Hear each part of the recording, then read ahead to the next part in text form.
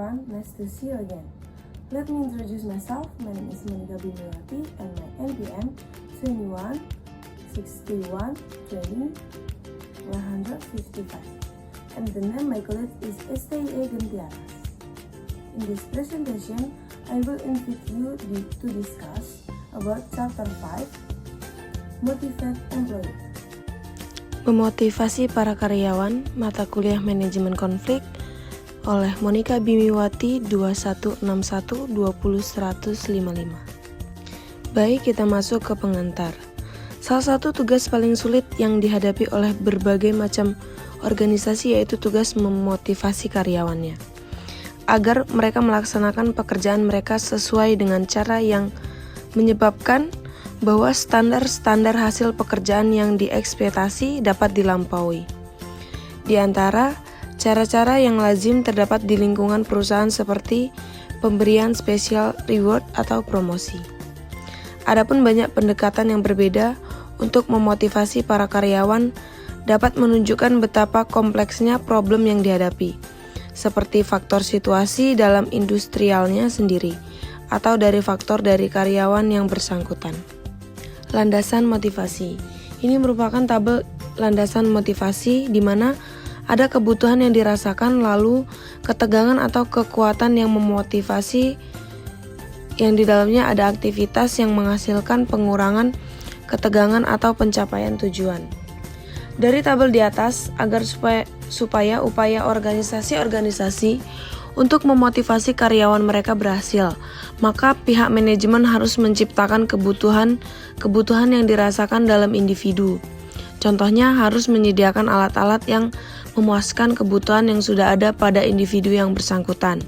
Nah, di sini ada 5 macam kebutuhan manusia. Yang pertama itu ada kebutuhan fisiologikal, yang kedua ada kebutuhan dan keamanan, lalu yang ketiga itu ada kebutuhan akan afeksi, yang keempat kebutuhan akan penghargaan, lalu yang terakhir itu ada kebutuhan akan mengaktualisasi diri sendiri.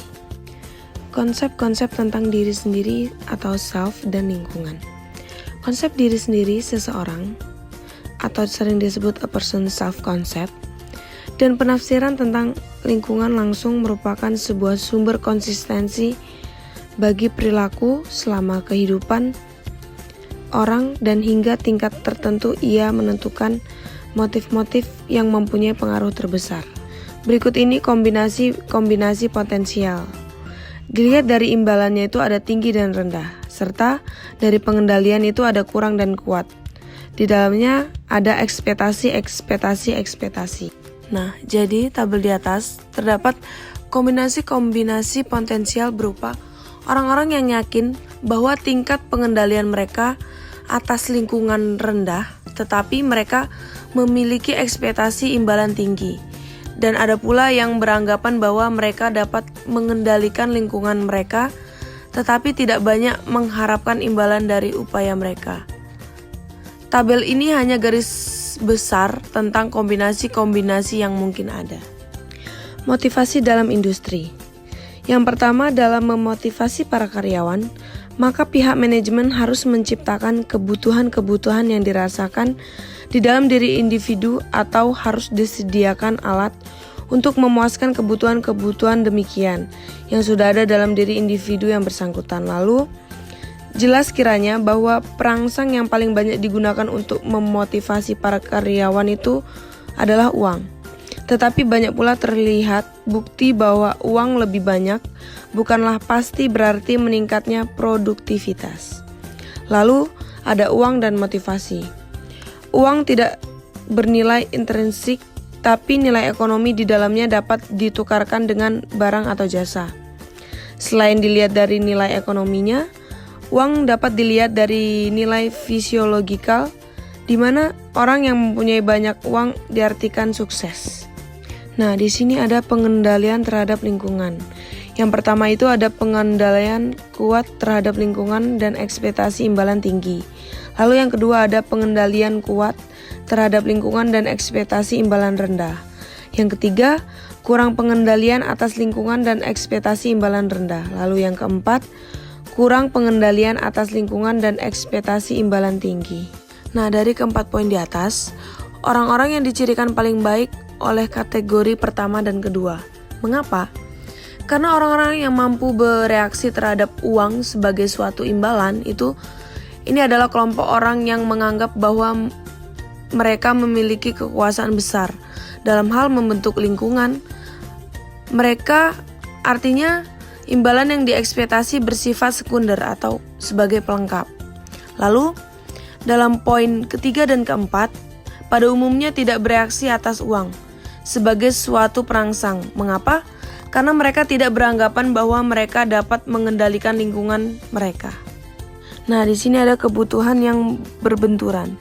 Sangat sulit bagi kita untuk membayangkan aktualisasi diri sendiri atau pemenuhan keinginan sendiri pada pekerja yang bekerja di deretan perakitan. Memasukkan kartu absensi pada jam yang mencatat absensi, identifikasi pekerja menurut nomor, dan melaksanakan tugas rutin tidak membantu ke arah perasaan status prestis atau penghargaan tinggi di mata pihak lain. Disebabkan karena kebutuhan akan penghargaan demikian tidak terpenuhi, maka langkah berikutnya dalam urutan menurun pada tangga hierarki kebutuhan adalah kebutuhan untuk tergolong pada kelompok tertentu. Kelompok informal terdiri dari orang-orang dengan latar belakang yang sama dan persepsi-persepsi yang sama tentang diri sendiri dan kemampuan untuk mengendalikan lingkungan. Lalu di sini ada The Red Booster. Seorang Red Booster yang mencoba menjadi anggota kelompok, tetapi kemudian ia ditolak. Mungkin menunjukkan perilaku berupa semacam bentuk balasan sakit hati. Artinya, cara untuk menunjukkan kepada kelompok bahwa ia dapat melebihi hasil prestasi rata-rata kelompok tersebut. Lalu, ada bila uang berhasil memotivasi pekerja. Alasan-alasan lain mengapa rencana-rencana insentif sering menimbulkan hasil-hasil yang diinginkan oleh pihak manajemen. Yang pertama itu adanya suatu standar realistik. Lalu yang kedua itu tanpa standar yang diumumkan. Dan yang ketiga itu terdapat periode analisis metode secara intensif. Teori tentang motivasi kerja yang menekankan dua faktor. Menurut teori motivasi yang menekankan dua faktor, uang merupakan sebuah faktor higienik dan bukanlah sebuah motivator. Hasil penelitian menunjukkan bahwa sikap positif terhadap pekerjaan timbul dari pekerjaan itu sendiri, dan mereka berfungsi sebagai motivator. Lalu di sini ada bekerjanya faktor higienik dan yang memotivasi. Di sini ada pertanyaan. Yang pertama, apa sajakah yang memotivasi para pekerja untuk bekerja secara efektif? Lalu yang kedua, apa sajakah yang menyebabkan pekerja tidak puas? Lalu yang ketiga itu, bisakah para pekerja tidak puas? Di sini dijelaskan dalam tabel ini. Dalam tabel ini dapat diartikan dalam lingkaran. Di dalam ada kebutuhan-kebutuhan motivasional mencakup faktor-faktor yang langsung berhubungan dengan pekerjaan, sedangkan di lingkaran luar terdiri dari kebutuhan pemeliharaan atau maintenance needs. Para pekerja berupaya mencapai kepuasan pada bidang kebutuhan-kebutuhan pemeliharaan, yakni faktor-faktor yang bersifat periferial bagi pekerjaan itu sendiri. Kebutuhan motivasional sehubungan dengan pertumbuhan, pencapaian prestasi, tanggung jawab, dan penghargaan tidak dipenuhi. Arti relatif kebutuhan pemeliharaan menyusut apabila kebutuhan-kebutuhan motivasional dipenuhi. Jadi, pihak manajemen mempunyai dua macam alternatif luas, yaitu yang pertama ada mengarahkan upaya ke arah pemuasan kebutuhan motivasional dengan jalan mendesain pekerjaan-pekerjaan yang memiliki kemampuan untuk memenuhi kebutuhan demikian. Lalu yang kedua itu ada mengarahkan upaya ke arah pemuasan kebutuhan yang bersifat peripheral bagi pekerjaan itu sendiri. Kepuasan kerja dan produktivitas. Teori dua faktor memang berguna sebagai alat untuk membahas tindakan-tindakan alternatif guna memotivasi para pekerja. Dalam pembahasan yang dikemukakan, walaupun hal tersebut tidak dinyatakan secara eksplisit, terdapat asumsi bahwa kepuasan dari pekerjaan atau job satisfaction merupakan sebuah variabel independen dan produksi merupakan variabel dependen yang timbul karenanya. Moral atau moral.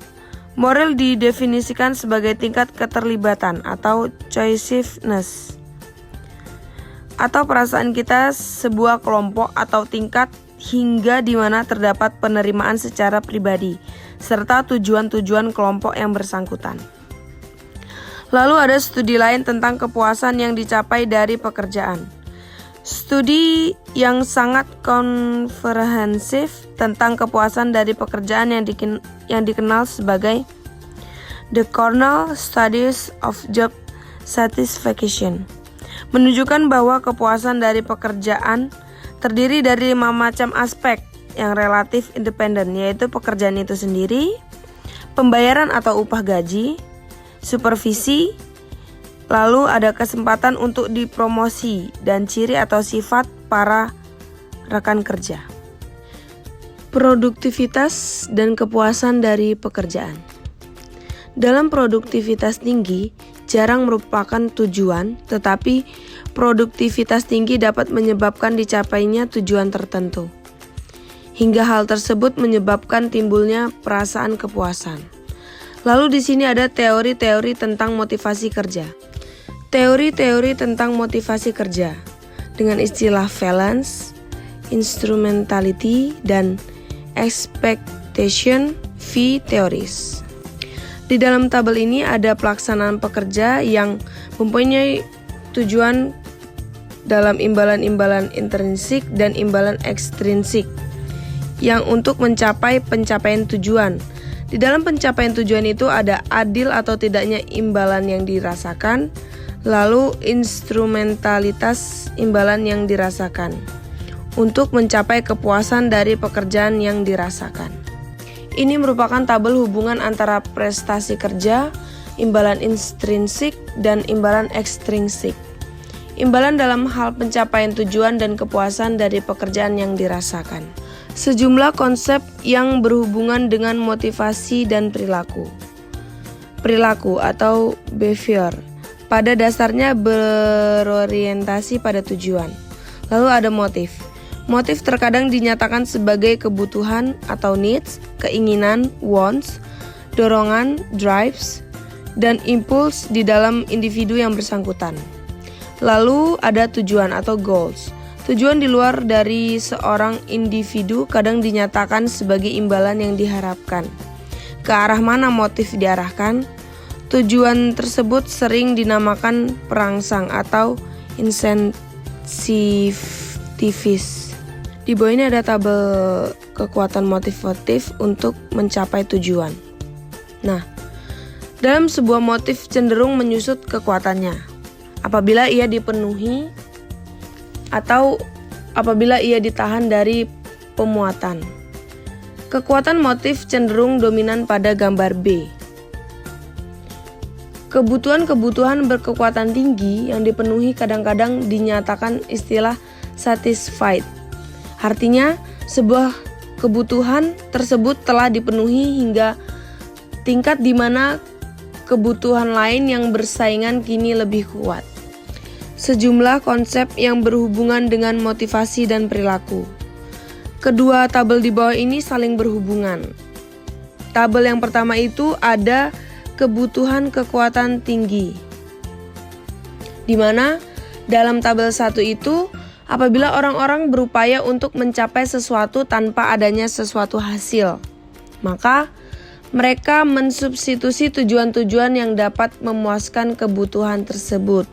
Nah, tabel pertama ini berhubungan dengan tabel yang di bawah. Tabel yang di bawah ini ada motif-motif untuk mencapai tujuan dengan perilaku, dan perilaku memunculkan aktivitas yang ditunjukkan ke arah sasaran lalu aktivitas tujuan. Dalam tabel di atas menunjukkan sebuah situasi yang memotivasi di mana motif-motif seseorang individu dikerahkan ke arah pencapaian tujuan. Pengembangan kepribadian. Pola kebiasaan yang dialami oleh pihak lain akan mendeterminasi kepribadian mereka. Apabila para individu mulai berperilaku dengan cara yang sama, dalam kondisi yang serupa, perilaku tersebut adalah dianggap kepribadian mereka. Kepribadian yang berubah. Berikut tabel motif yang paling kuat menimbulkan perilaku yang diarahkan ke arah tujuan atau aktivitas tujuan. Disebabkan oleh karena tidak semua tujuan dapat dicapai, maka para individu tidak selalu mencapai aktivitas tujuan, terlepas dari kekuatan motif yang ada. Jadi, oleh karena itu aktivitas tujuan ditunjukkan dengan garis putus-putus. Berikut, ini adalah sebuah tabel yang merupakan model umpan balik atau feedback model atau lingkaran feedback. Dalam model ini digunakan istilah jumlah pengalaman lampau. Sebagai pengganti itu adalah istilah dari ekspektasi. Apa sih yang sebenarnya diinginkan para pekerja dari pekerjaan mereka?